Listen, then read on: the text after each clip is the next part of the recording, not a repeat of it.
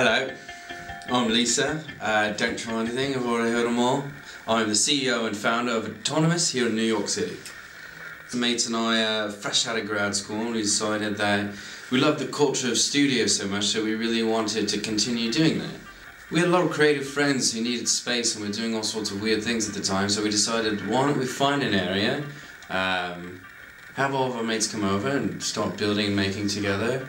But then we realized we needed to support the place somehow and pay for rent. So my friend had a trunk of silly hats and we decided, why don't we start selling the silly hats in the front of the store and have the co-working space in the back, and voila, Autonomous was born. Something happened across the street. It was so after charming. the dinner. Yeah, we walked across the street. It was very cold that night, I remember. But I saw these people wearing hats. The silliest hats. It was like a silly hat society. And I said, Harold, we have to go. We have to go. Do you remember the bunny ears? I remember the bunny ears, the top hat, some funny hats.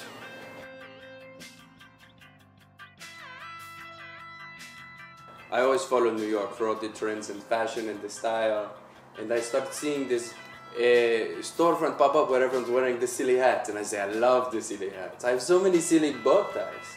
I find out Lisa's name on the Google, and voila!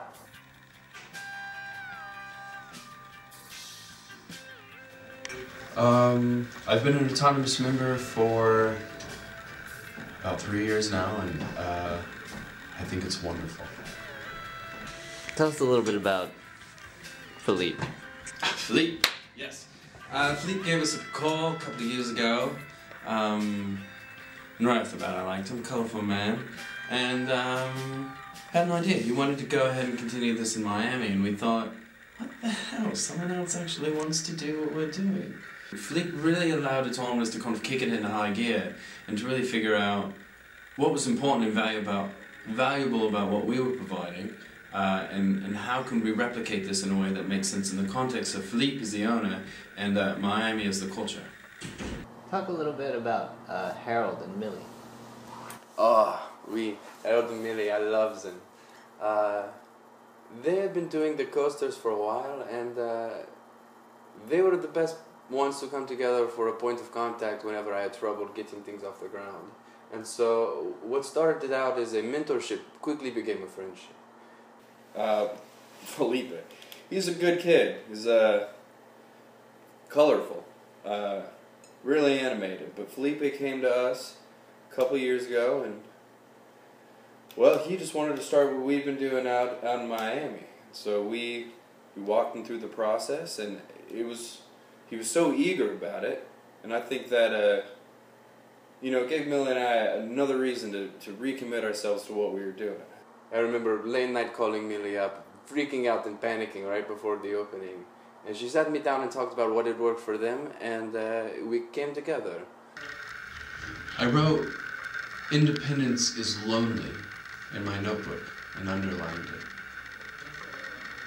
I didn't show it to anyone and hoped that they didn't see my sad, saggy face.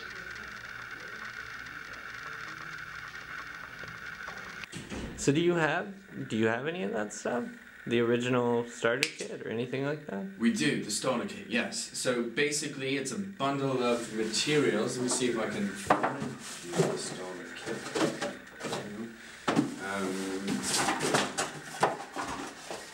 There's starter kit right here. So this is round 5B beta alpha version of the starter kit. It was definitely a much more rough form when we sent it to Philippe. So inside the super mysterious, secret, awesome, autonomous starter kit, you have your initial starter guide. Has all sorts of information like finding a space, accurate pricing, ways to assess neighborhoods, ways to deal with brokers and real estate agents, all sorts of tips and things to do and not do. Super secret membership cards here at Autonomous. We think by joining the club, members have a little chip on their shoulder to want to keep coming back and tell their friends about it. So once you sign up, you get this great card, we laminate it, you put it in your wallet, you're good to go. This also gets you 10% discount at every store across the nation that associates in the organization. So Fleet, for example, has 11 sort of bow ties. And upon the starter kit is the wax-sealed envelope, signed letter from me saying welcome to the team. We had a few names that we were playing around with. Yeah. The Learning Lab, the Makerspace, but Office for Tinkerers, I think, made sense for us. We all wore glasses like this. So in that spirit, how do we build up a business that works as sidekick as opposed to toolkit? How can you build a system where working for yourself doesn't mean working by yourself?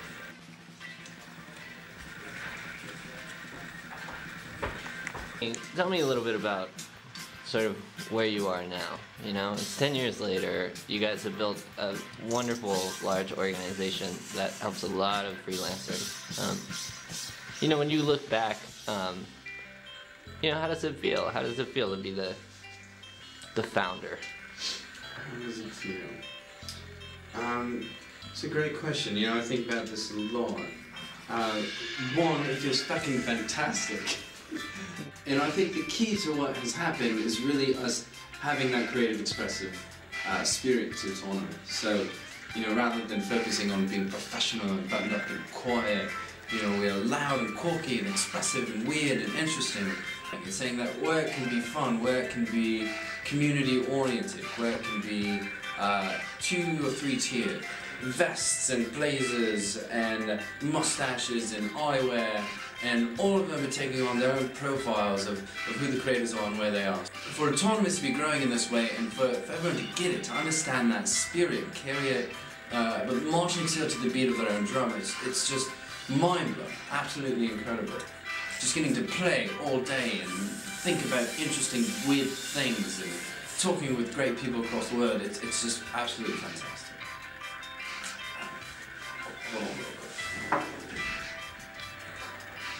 Yeah, Indestructible is my favourite. Can't get enough of it.